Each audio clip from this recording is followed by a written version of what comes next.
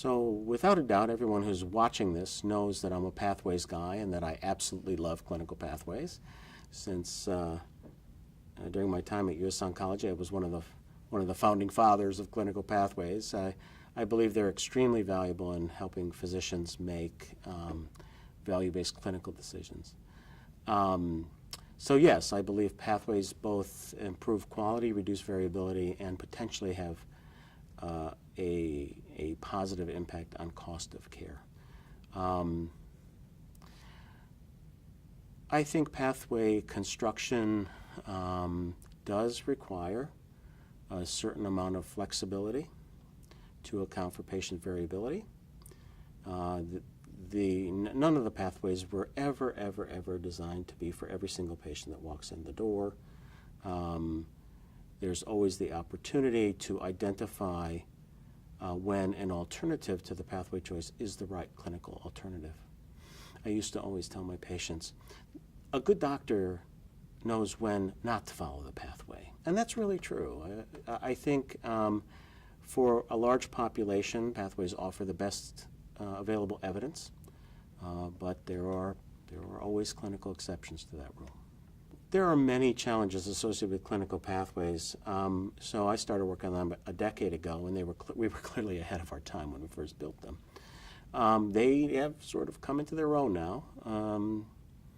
There are a number of challenges. I think physician adoption, acceptance, even support of the concept behind the use of clinical pathways as a process improvement tool has been a challenge from the very beginning. What makes you think you should tell me how to treat my patient? But that was never the intent. I think as we go forward and as we start thinking about alternative payment models and managing patients within the practice, the payer not being the entity that says no, but rather the practice having to take responsibility for that, pathways become absolutely critical to understanding how patients are being managed and what the consequence of those decisions are. So I think a big part of it has been, of the challenge has been to get oncologists to get behind the approach. We still have some challenges. There are administrative challenges. There are multiple pathways out there.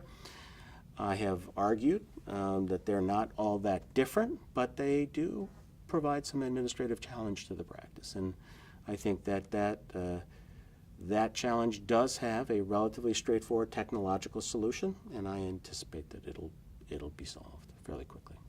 The question of whether there's a kind of doctor who likes pathways versus a kind of doctor who doesn't like pathways is a complicated one, and I'm not sure I have the answer to that. What I do know is this. The treatment of cancer is remarkably regional and strongly influenced by where you trained and who your mentors in training were. I'm not sure that's a good thing, but it certainly is something that we have seen over and over again. You can look at, for example, the patterns of care regarding management, adjuvant management of breast cancer, and the East Coast and West Coast are different. So pathways do have the opportunity to eliminate some of that variability that does not bring value. I'm an older practitioner, so I've had enough experience to know that the distinctions between some of these regimens, pretty small.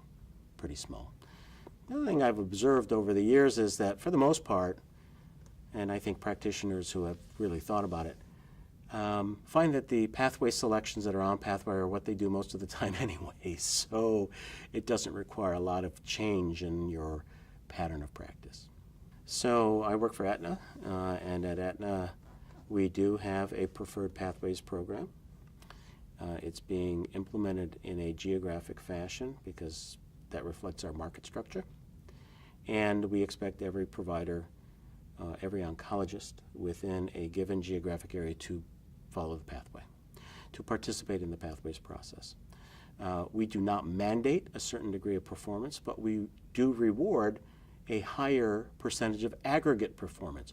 We do not adjudicate rewards based on an individual patient. That's a very important distinction.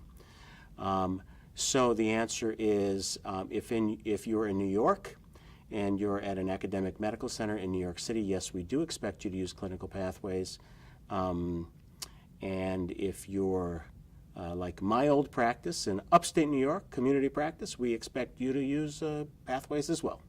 So the answer is yes. We expect all of our providers to participate in the program. Now, the truth of the matter is that some providers within our network have contracts that allow them to have an out. So we can't force everybody to do it, but our intention is to get as many as possible.